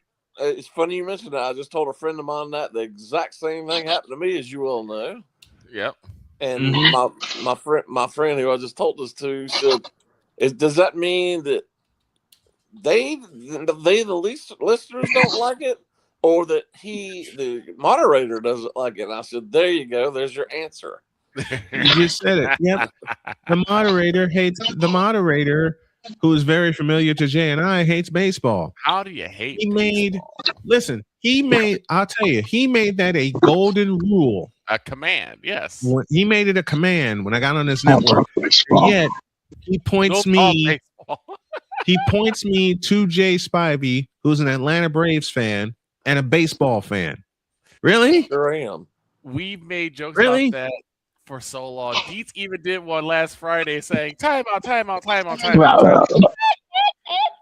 You guys are talking baseball? Nobody talks baseball. The only time we ever discussed baseball is when Hank Aaron died. He goes, well, I guess we should talk about Hank Aaron, but we don't normally talk about baseball. Well, it was like an obligation for him to talk about Hank Aaron. Right. When he repeated that, I cannot tell you how many times he repeated that to me, especially after Hank Aaron died, and he capitulated and said, "You got to talk about Hank Aaron, but you normally don't talk baseball. Want to bet?" No, I asked ever since Jay and I have been together, we've had notes about baseball. You kidding? It is a sport. It is. I asked this question: if Carolina had a baseball team, would he have actually No. He still wouldn't? Wow. No. Because listen, 2022, Wake Forest baseball. Well, yeah, I remember that. Doggone near got to the national championship series. 23. Thank you. I was 23. there. I was on for that one. You guys talked about that so much about how we follow Wake Forest baseball each and every week. The better they got, the more we followed them. They were in maybe he would have had they were in a game that a lot of people consider the best college baseball game ever in the College World Series. When they played LSU, it was Skeens versus Brett Louder. Oh my gosh! 1-0. It took a walk-off home run to win it for LSU in 11 innings. 11 innings. He never talked. I just don't understand that logic. Like that I'd have to poke into his brain. I probably would find an ashtray and a cereal bowl if I ever like cracked his head open. But it's You, like, you what? don't want to. There's no logic. There's no logic to it. There's nothing to explain that. He lives less than 2 hours away from Raleigh, where the Hurricanes play. He never talks about the Exactly. Hurricanes as hot as they He are doesn't right hockey now. either. Gotcha. Never talks And- about the Hurricanes. And the Hurricanes will be Panthers playing and for a Hornets. spot in the Stanley. And They're- the Hurricanes will be it- playing for a spot in the Stanley Cup It's beginning this it's- week. It's Carolina basketball, Carolina football, the Panthers, and the NBA, Mhm. and the Hornets all year round. All year. That sounds like a terrible You know what he itinerary did? for You know what sports else? radio. You know what else he did? You know what else he did when I allowed him to be producer of my show and he would send me the subjects. Mm-hmm. It was all Carolina based. Who cares? And I'm like, Like, what is listen, I said, listen, Doc, Snowman in the Morning is a national show. And he kept hammering home that you gotta be local. Listen, local, I will give a nod to the local show scene because local was how I got started in Chicago. Okay. When I first did Snowman in the Morning, I had covered all of the local Chicago news. Then I expanded. Yeah. And here we are sitting 12 and a half years later, being a nationally and internationally, thank you, Sig Diggy, Here we are. syndicated show. Here we are. The conference baseball tournament start this week, they are this week. Mhm. Carolina's ranked number 2 in the country. Yep. Wake is the second best team in North Carolina behind Carolina. He never talks about them ever. At all. You know why? Because he hates him. Now He hates him. We don't. I was at the beach for quite a while. I just got back Friday night. Where I was, Carolina was playing last week, and I had every intention of going, but you couldn't find a ticket for the game. Could not find a ticket, so I just drove by the stadium on my way back to the hotel, and it was overflow over there. You couldn't find a parking. It was space. packed. It was packed. It was packed. Ain't no way you're gonna find this. And he never spot. discusses this. Never. That's sad. So we're definitely gonna be following them this week. He won't talk about them during the We NCAA do. tournament next week. Never. We do. That's sad. Definitely gonna be following them this week. That's sad. That's pathetic. That's pathetic. If you call He never yourself a discusses Wake sports show, Forest. This is where he Listen, lives. You know what? you know what I found Yes, hilarious? he lives in Winston-Salem. You know what I found hilarious, no man? Victor, he lives in Winston-Salem. Right. What's that? Remember when I brought up curling like a while back? Yes. I Yes. actually came across someone who said, you know what? I have never heard of a show that talked about curling before. We'll talk about it now.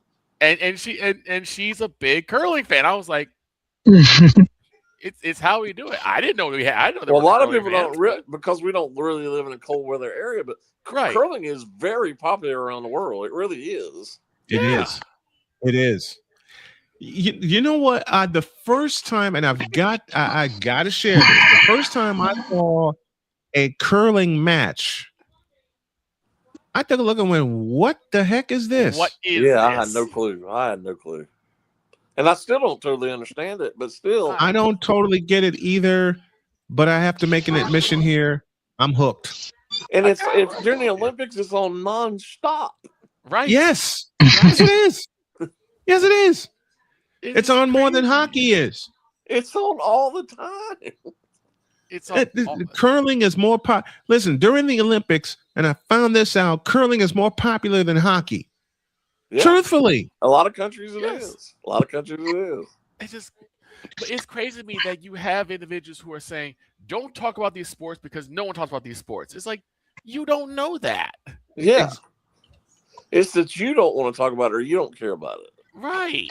If you don't like know how baseball, many- so what? The rest of us do like it. Right. When I lived in North Carolina and he was producing my show and I ventured to talking about baseball, I can't tell you how many times he yelled at me for it. Do you know how many baseball fans were writing in to tell me thank you? Yes. I was getting emails every day When we did saying sports thank you for back then, talking same about thing. baseball. When we sports the same And thing. and We do around the horn. We do it around the horn style. Yeah. The other thing is, like, if you're going to discuss college, there's more than one college team in the state. Yes, there is. Yep. Yes, there is. Now, right there, There's more in the than conference where his team more than the is, North there Carolina are Tar 4 Heels. North Carolina teams. Right. And that doesn't even count a Mhm. bunch of other teams in the states. So that's what I'm thinking. Like, No, that has to be a it does recipe for not. disaster. That's a recipe for disaster. Yeah, When I'll tell you. say, we don't I'll tell you talk about my shit friend. about the sport. I'll tell you about my friend Tia, who's watching us on Twitch, who's a big baseball fan. When I did the Marlins White Sox game, she and her whole community tuned in. Mm-hmm. Her whole community tuned in. So a shout to Tia, a shout to Bud, who's here. Pluto Living is here. Okay. Since it's going to be the prevalent subject this week, yeah, I don't like this Eastern Conference Finals matchup. Oh, I thought you were talking about. I thought you were talking about prevalent thing being the Hornets this time of the year. Oh God, Prevalency in no. Hornets. You said, wait a minute. When was the last time they Jay. skipped the conference final? The answer to that would be never. In either iteration, did they sniff the conference? Did they sniff the conference final? But I don't like this Eastern Conference final matchup between the New York Knicks and the Cleveland Cavaliers. It's LeBron. Wait! You said that. You said that wrong. You said that wrong. The revenge. Okay, of how am I Craig supposed Elo to? It's the wrong shit. Now, Victor, you might get this joke. It's the New York Knicks against the Raccoon City Cavaliers. Because as Snowman likes to say, the cadavers, they've been in the mortuary, ready to go. Yep. And gotten up off the table twice. Yep. The Cleveland Cadet. I don't know who gave me that joke first, but I've been using it ever since.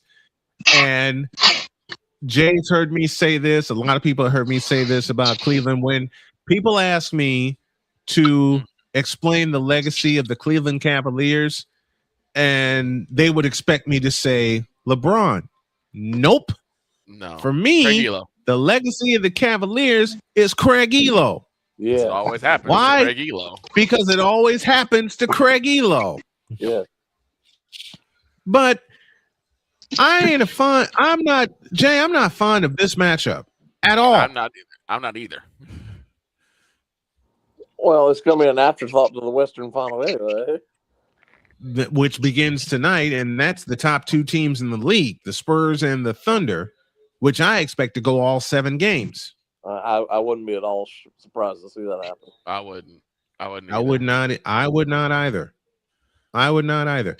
And Jay said the word prevalent, which does not include the Hornets right now. Please. Like I said, prevalency and Hornets sounds like an oxymoron. Please. When is the last time? Jay just sent me a. I'm not even talking about the playing game, which doesn't count. When's the last time they were even in the playoffs, let alone the conference final? Does the NBA They've Cup never.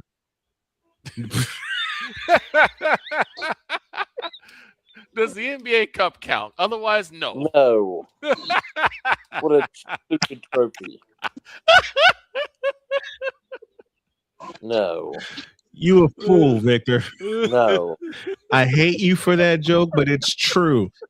The Charlotte Hornets have never sniffed the conference finals, and given the state of their franchise, never will sniff the conference final. The play-in to me doesn't count. I hate the play-in tournament. I absolutely abhor the play-in tournament. It's stupid, but we know it's a money grab. Just like the NBA Cup. Well, like I said, that's a total money grab. This means more basketball. Yes, it is. Yes, it is. More people, and that's how they get the money. That's all that matters. It doesn't mean anything in the grand scheme of things. There's no. It means absolutely nothing.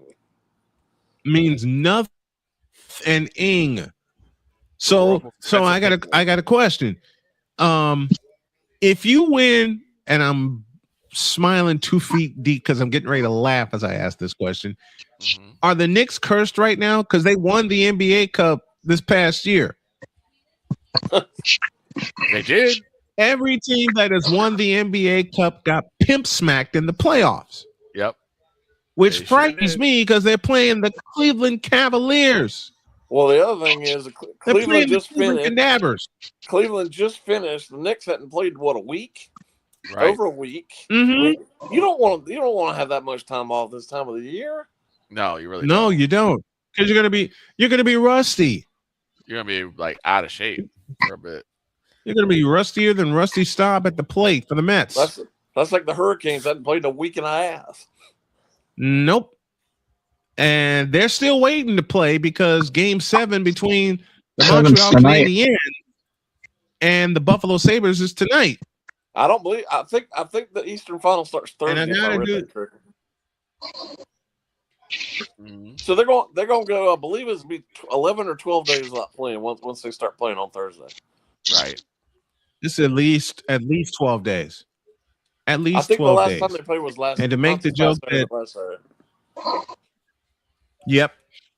And to repeat the joke that we always do here. Thank you, Ryan McCoffey, for this.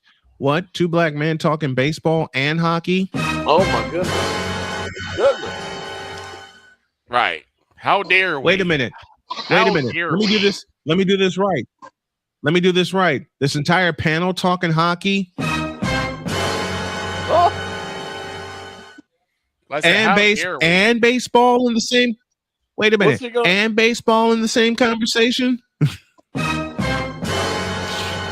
What's he going to do if North Carolina gets an MLB team? Well, that's what I'm asking. Is like, do you like?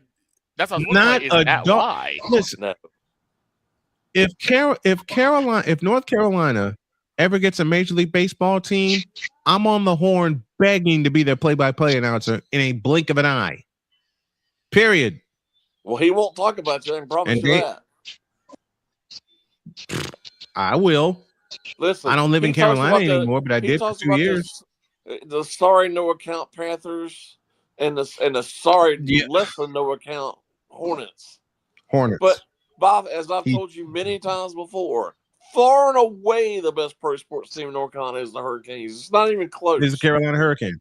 Right. Not it's Carolina even Hurricanes. remotely close. And he doesn't speak of them at all. Never. No. In And fact, that's crazy. In fact, I got yelled at one show when I replaced a segment idea. Here's what happened. I replaced a segment idea of his and I talked hockey because for the longest time I taped my show for air. Do you know this man called me? Oh no. Yelling at me saying, why did you talk hockey? Because it's a sport. Right. Because the Carolina Hurricanes are doing what they need, are doing what's necessary to win. Because I'm a Blackhawks fan. Because there are several Canes fans in the area. I mean, people are this season alone. People are very excited about this. I asked this question.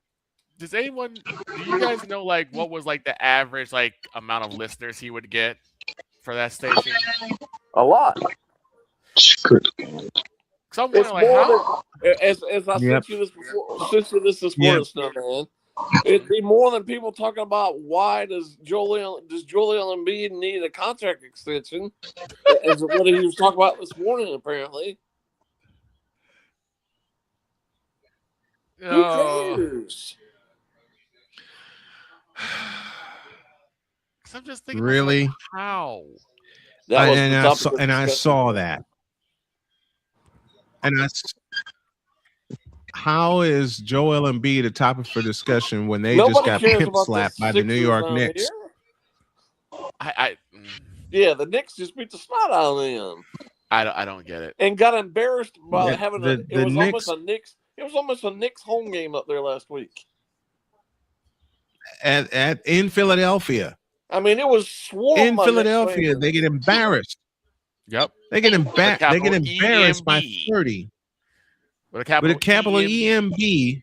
You're not going to win. And not for Embiid either. Right. You're not going to win with Embiid. You're not. They will never win with Joel Embiid. Never.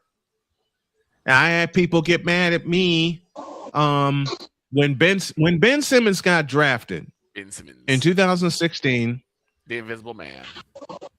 Everybody was so excited. Yeah. And I said, how'd that work watch out? this. I said, watch this. Within 3 years, Ben Simmons will be the biggest bust we ever talk about. Oh, the venom that was spat toward me. But It's then like- 3 years, 3 years later, I get It's people like, contacting me saying, you were right.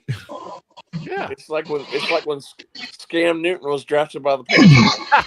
I told everybody, God. including family members, that they would never win with him. And family members crushed me for that. People I know crushed me for that. How'd that work out? Did they ever win with him? Why? Just imagine how it feels to be a Knicks fan. Your team gets over the hump. They get to an NBA Finals, and they have to face Clyde Drexler and Hakeem Olajuwon and the Rockets that were an absolute juggernaut. Yeah. Well, I mean, look, you guys. Your can't team bet. finally gets over the hump. Your team is favored in the NBA Finals this year, and if they win, they have to play the Spurs or the Thunder. The Thunder. Okay. So both times they get to the NBA Finals, they run into a juggernaut. This is an obvious joke, and I apologize in And advance. remember when the Knicks made the finals in 1994, they ran into Hakeem Olajuwon, who was a juggernaut. They make the finals 5 years later in 1999. They run into the Spurs, who were a juggernaut with their version of the Twin Towers, Tim Duncan and David Robinson. And now, should they get through this year, they have an MVP waiting for them, or Wemby. Victor Wemby waiting on them. Look, I'm gonna make It's gonna be a freaking massacre. I'm gonna make this joke, and I apologize in advance, Mr. Spivey, but like, y'all can't talk bad about Scam Newton. He's elite, right? No.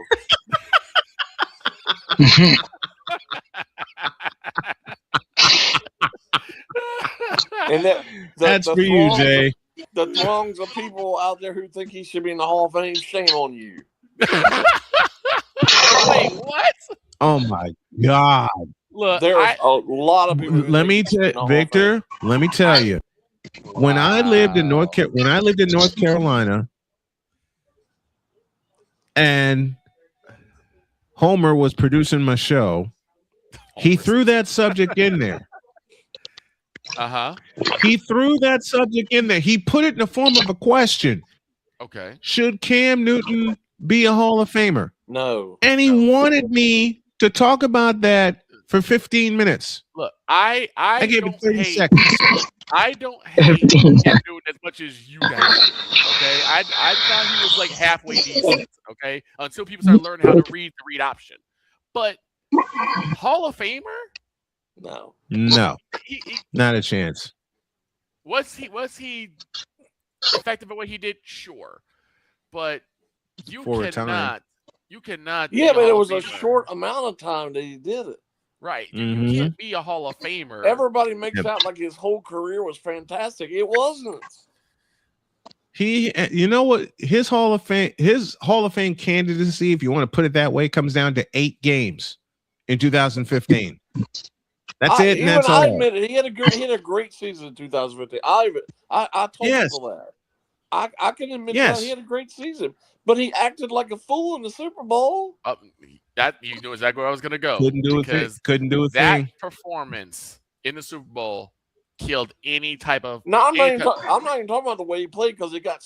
I know. I'm talking about the ending. I'm talking about the ending of it. Well, he acted like a petulant little child. Right. And I'm sorry, that whole I think it was Vaughn that was like and behind people him, never want to say that aloud. And they were yelling back and forth, and that's why they couldn't hear him. I'm like, come on, man, that's a lame excuse. That's baloney. That's too lame. And then we'll close here. Then the next year they had to face Denver again at Mile High Stadium, and he got pulverized. On Thursday Night Football, got smashed. Thursday Night Football. Here's the thing: you were the one that was doing a dab. No one knew about the dab until Cam started doing it. You know good and hell well you are going to get scrutinized even more, and as soon as you lose, people are going to bring that up. But people around here blamed it on the referees for how he was treated that night. Right. Really? But good Lord. All you have to do to answer that question is he a Hall of Famer is bring up one name, and that's it. If Cam Newton's a Hall of Famer, Jake Delhomme's a Hall of Famer. And there you go. And Jake Delhomme did better. And he's absolutely not. And you would have to ask. You'd have to say, all right, why Cam and why not Jake? And they can only answer that question one way. And before him, Steve Berline. Right. All right, we got to split. Jay Spivey joining us every Monday as he does, talking all kinds of sports, including baseball, including hockey. And we tell the truth here. So and curling. And curling. Oh, boy. And curling. There you go. This has been fun. Jay Spivey, thank you, brother. We'll see you next week. All right, guys.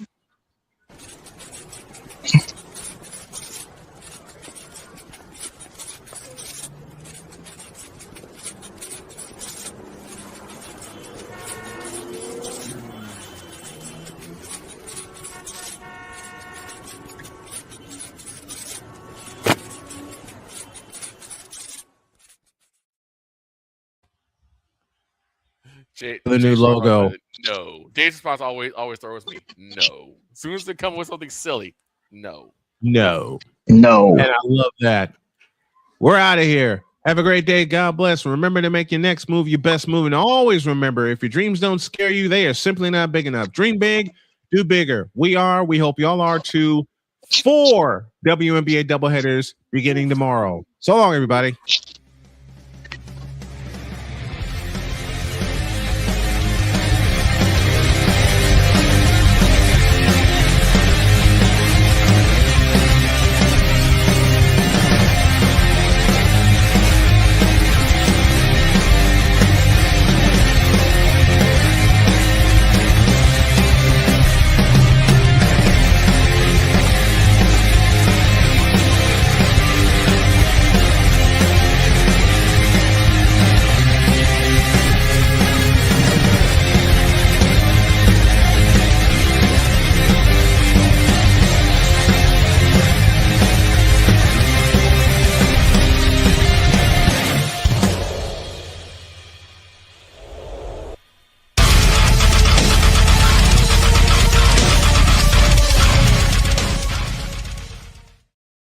Who has a better chance between the Knicks winning finals or the Jets winning a Super Bowl? The Meteor has a better chance than both of them.